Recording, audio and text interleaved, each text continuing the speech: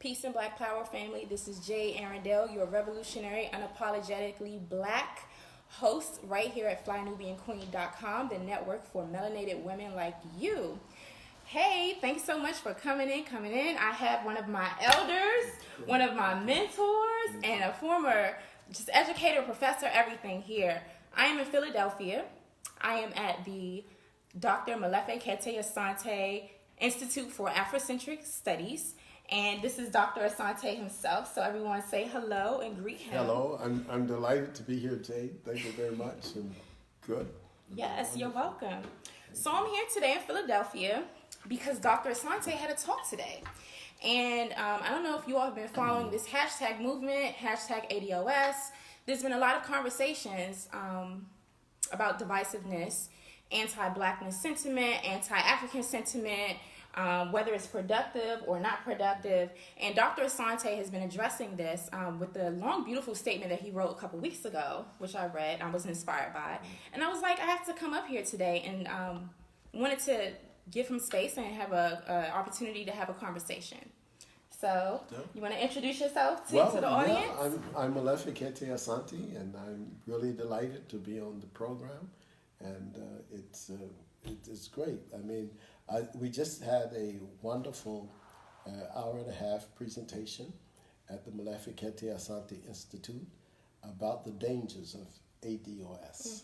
And we started by, first of all, trying to deconstruct the name of the organization. Because for us, the notion of American descendants of slavery was itself problematic. For an organization to name itself that, since the word American itself is problematic, whether it's a historical or geographical or political term. And the fact of the matter is that black people were not American citizens until 1865, but we were enslaved as early as the 17th century. In fact, we first stepped on shore in Point Comfort, Virginia in 1619. So it's been 400 years. So it was after 1865 that African people were considered citizens. So the other problem with that name is that the only descendants of anything are either people, plants, or animal. You cannot be a descendant of slavery. Slavery doesn't have descendants. You can only have descendants who are either human or animal or plant. So the name is problematic, but it also reveals itself as being something that is quite predictably non-ingenious in terms of the way it is being approached. So here's what we have said. First of all, the idea of hostility toward black people from other places in the Caribbean or in the Americas is totally foreign to the African American history and culture. It is foreign to our ancestors, to our elders. It is certainly not something that has been embraced by N'Cobra, which is the most significant reparations organization in the black community, which was founded in 1987. It is certainly not something that Randall Robinson accepted in The Debt when he wrote it in 2000, and certainly not something that Ray Winbush, who wrote the book Should America Pay in 2003, in which I have a chapter, none of these people ever had this notion that somehow we had to be anti-African immigrant. So I think the organization is certainly anti-historical. It does not resonate with either our history or the philosophy of African people. I think it's really anti-Pan-African and anti-nationalist. I mean, basically, it's a nativistic organization. Nativistic. Yeah, and nativist means that they support only those people who are born in a particular place. And that's a nativistic act. It's not a nationalist act. And because nationalism is about self-determination, it's about unity of black people, it's about Pan-Africanism and so forth. So I have sought to try to get a reading on this organization, and I've discovered that it's either a Republican bot or a Russian bot. In other words, there are people who, it seems to me, have taken an aim at the African American community, and probably during the election cycle, to attack the community, to bring about division within the African American population. Yes, please. Sure. Okay. Just for those folks, thank you so much, No, Dr. Baba. I'm going to call you Baba. Dr. Asante. For all of you all who are just coming in, you're tuning in. This is Jade Arundel. I am your revolutionary, unapologetically black host here on Fly Nubian Queen Network, the network for melanated women and some men like you. If you're just tuning in, I am here with Dr. Molefi Kete Asante at his Institute for Afrocentric Studies here in Philadelphia, and we're talking about the anti-African sentiments of the ADOS. Dr. Asante gave a talk today, and so he was recapping a bit of that and going into specifics, you know, in terms of his position, in terms of the hashtag ADOS movement being nativistic, anti-African, and I believe I heard you say anti-black. That's right. So I also want to give this elder his due justice for all of the work that he's put into the game, all the skin that he's put into the game. Dr. Asante has written like over 100 books. He has done so much work over the years, over decades, within the community in terms of Pan-Africanism and coining the phrase Afrocentricity and defining what it means to be Afrocentric. What really compels me to come up here and have this conversation with you today, Dr. Asante, is that I remember the first time I met you when I was in high school, and you spoke to a youth group that I was in. It was a youth group. It was a youth group that consisted of African American and American Jewish, which were white high school students. And the premise was to study the relationship between blacks and Jews during the Civil Rights Movement. And we came to Temple University on a tour, and I was so inspired by your work, and I had heard about your work growing up around Pan-Africanists in my hometown of Washington, D.C., that I decided to come to Temple University and study in African American studies. So I want to put that out there. So Dr. Asante has been in the game. He's been doing the research. You're highly cited and quoted. And so I just want to thank you for, you know, your contributions. And I feel that, you know, as a scholar, it's so important that folks who are listening to this sort of propaganda that has come out of the ADOS movement that's happening on social media, it's important that we really go to elders who have done the work and actually know what they're talking about, but also coming from an African-centered perspective. I think there's an information gap in terms of what Eurocentricity is and what those paradigms are and what Afrocentricity and African ways of thinking and being and doing and existing are, which are harmonious, which are, you know, within unity. And it was so interesting that you brought up the word nativistic. I would like you to define that for the audience, and then I think you were making some other points about there's some sort of political manipulation that could be used in the ADOS movement to push an agenda. Well, thank you so much, and I would say to your audience that, this is not grandiose. It is true. You were one of our best students. Thank you. And I'm delighted that I have the opportunity to be on your program, and I've only written 84 books. Okay. Well, and articles and everything else. I want anybody to go out there saying I've written 100. I'm hoping to do 100, you know. But here's the thing about nativism. You see, this is contrary to our history. And I'm so happy you mentioned the whole idea of history. Because after all, the black population in the United States is comprised of people who were taken from over 100 different ethnic groups.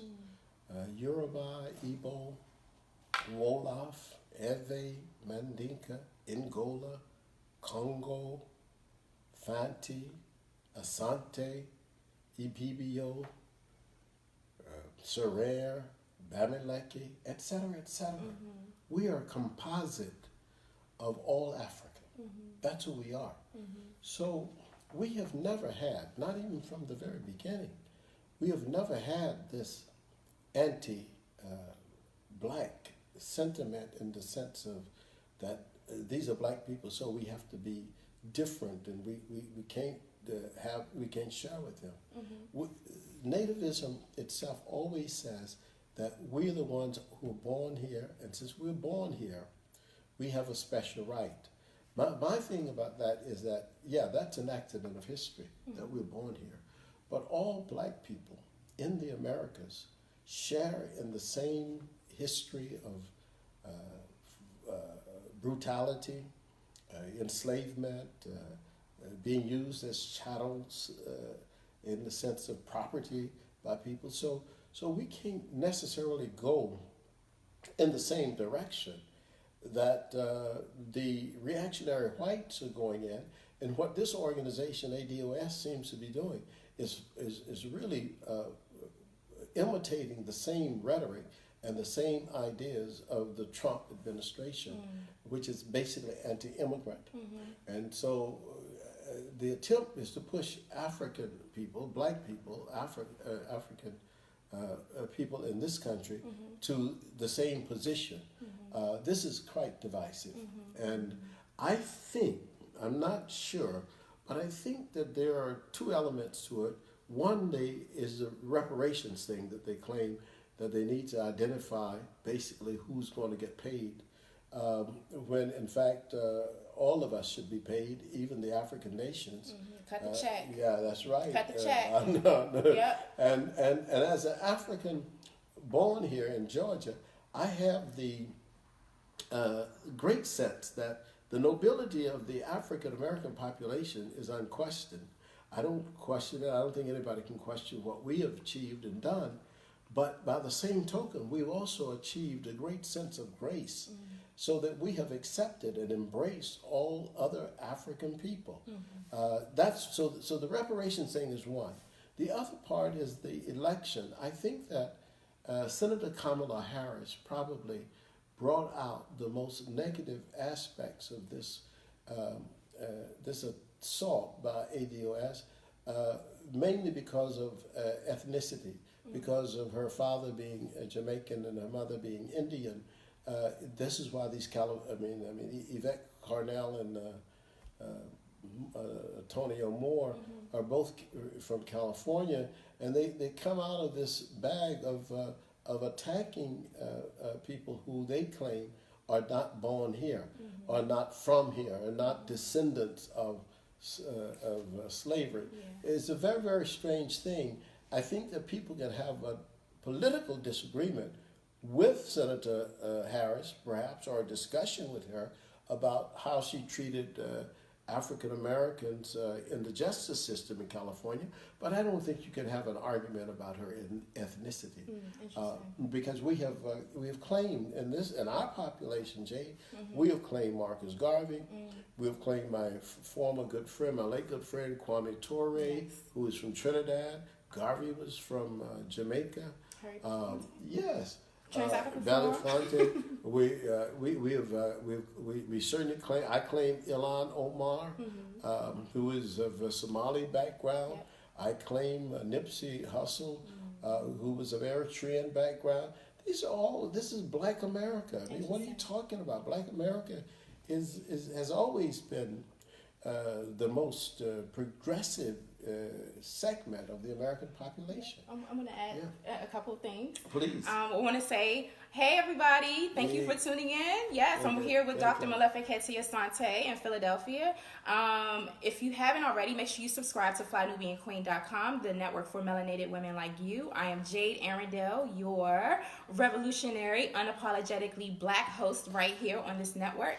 And make sure you go ahead and text the word Queens to 31996. That's Queens with an S to 31996, and that way you can go get direct alerts to your phone when we go live. And make sure you visit flynubianmoney.com and flynubianbusiness.com, so we can continue to be in the conversation of building cooperative Black economics. One thing I do want to respond to you. I have been hearing a lot of the discourse that has been coming out about our brothers and sisters of African descent from different parts of the diaspora. And some of those arguments about like when our folks who are coming from colonized countries are coming over to the United States, there is a sentiment of anti-Black American, there is some contention there. Do you want to speak to that? Because Yes, I've experienced it. And I've probably also been perpetrated something unknowingly. Sure. And I always see those differences between us and our brothers and sisters from the diaspora in America as manifestations of our oppression. Well, you were perfectly right, and you certainly have an Afrocentric interpretation of that. It is a manifestation of oppression, and it's a manifestation of oppression on both sides. See, I always, and I spoke on this earlier today. I lived in Africa. I lived in Zimbabwe, and I visit Africa 3 or 4 times a year. So I recognize the tension that exists sometimes, but I think sometimes we bring tension as well. I mean, I'm pretty sure that sometimes people from the former colonies of Europe have some of the same baggage that we have in terms of how they look at other African people. The notion of divide and rule was fundamental to European doctrine. I mean, their whole doctrine was that's how you do. You split them up. You split up the Hutu and the Tutsi. You split up the Zulu and the Shona. You do everything you can to keep them away and keep them hating on each other. And so in the African American context, many times there are African Americans who say, I don't think that these people who are coming from Nigeria or Ghana, I don't see how they relate to us, and they don't relate to us well. They seem to relate more to white people. So I've heard this sentiment. Well, all of that has to do with colonial oppression. Yes. It has nothing to do with what is real. And if you get to know people, and I always tell people, I never have any problems with people from the continent or the Caribbean. I'm in Haiti, I'm in Jamaica, I'm in Guadeloupe, Martinique. I'm total Pan-African. I'm comfortable in Barbados as I am in Colombia or Brazil. To me, we're all Africans, and we all have experienced 500 years of Eurocentric and European oppression. And how to deal with it is all of our problem. And the 45 million Black people who are here, I salute us, and I salute all of us in all of our different dimensions. Thank you. Thank you for saying that. And also, in case anyone is wondering, I too have multiple generations of lineage on all sides that I can really trace back from the United States of America. So, and I'm not even a 2nd or 3rd generation college student. I'm probably like a 5th generation, college graduate, and ancestry that goes back pre-1800s, and names of plantations, lots and lots of genealogy. I want to have a live discussion on that, but I also do want to speak to the education gap that comes out of, it's a manifestation of all of our oppression within the diaspora, but especially coming out of former African colonies, and also West Indian, former West Indian colonies. Those educational systems many of them have not yet been revamped, and there's a lot of missing history about the Black American experience. And so, can we really blame our brothers and sisters from the diaspora who are coming over here without a lot of knowledge about European slavery, and also a lack of knowledge that comes out of countries about their own colonization, because those things have been deliberately kept away from our people within schools all over the planet. Sure, you are perfectly right, Jade. In fact, in Brazil, what they did after the period of enslavement in the 1880s was to actually burn all the books about the history of the enslavement itself. So you cannot even find books that are written about the enslavement in Brazil, you see, prior to the, before the emancipation. And in Colombia, basically the same thing happened. They basically wiped out all of the information for the African people. So they don't know, but then we don't know. I mean, we just had a big debate here today about why is it that in these big cities in the U.S., we don't have African history or African American history taught in the public schools. And many of these schools are run by black people. So we're talking about the lack of consciousness and the lack of knowledge on all parts. Yeah. And I think that this is something that we will have to deal with. Absolutely. I have two more questions for you. I know you've been talking Sure. and teaching and doing everything all day, so That's I really right. do appreciate Thank you. Appreciate your time. Thank you. I also want to say, hey everybody, thank you for tuning into FlyNubianQueen.com, the network for melanated women like you.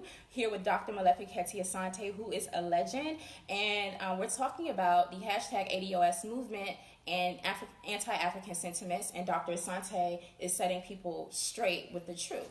A question that I have for you: can you name several of the most disturbing talking points or narratives that have come out of the hashtag ADOS movement? Well, the one that I think disturbs me the most is the notion that somehow the African Americans are the only blacks who have been Jim Crowed. Well, that is a specific thing. I mean, perhaps in Brazil they didn't call it Jim Crow. Maybe they called it something else.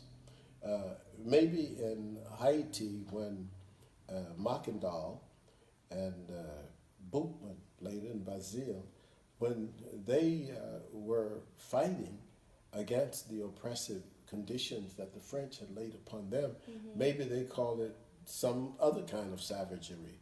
So these are common experiences. They're different in the sense that we have specific histories, but if you take the oppressive nature of white racial capitalist hierarchy and hegemony and domination, we are fighting the same battle.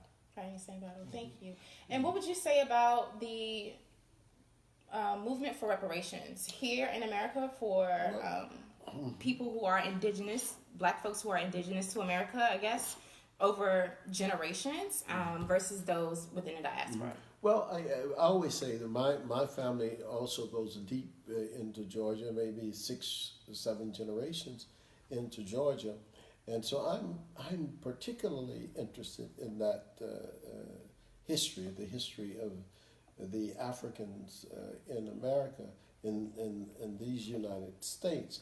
However, I don't see that as separate from the entire reparations struggle. And this is why Cobra was so progressive when they started in 1987, because they saw reparations as an international activity. That the reparations should not just be for people in the United States, but for black people in Brazil, in Mexico, in Haiti. I mean, Haiti was totally robbed. Jamaica, or in the African continent itself.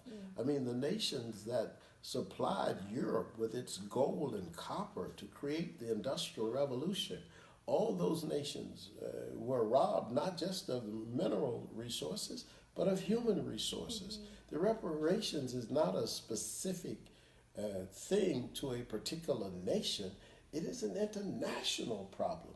And that's why the whole world should be engaged in this discourse. And it should not be a discourse just limited to a small group of isolated nativistic African Americans claiming something that the people, for example, cannot claim or should not claim if they're in Argentina or in Brazil. I mean, I think that's not correct. Thank you. Thank you. All right. So, final question, Dr. Asante, Baba Asante, I'm going to call him Baba. What do you want us to do? What do you want the younger generation of people of African descent, black folks, to do moving forward to shift the narrative? But I think it's important, and let me just tell you why it's important for us to shift the narrative. And again, back to this issue, I guess it touched me because my wife is born in Costa Rica, Yes. and she is of she's African descent, and she has a Jamaican heritage, but she's black, and she sees herself as African American. So I want us to ask a fundamental question, one that Hakeem Madhubuti, the great poet, used to ask, and it impacted me greatly. And that is, whatever we do as young people, as youth, engaged in this discourse, even in a debate, is this in the best interest of black people? That's all you have to ask. If you answer that question, is this in the best interest of African or black people, then you will have a direction for the future. Okay.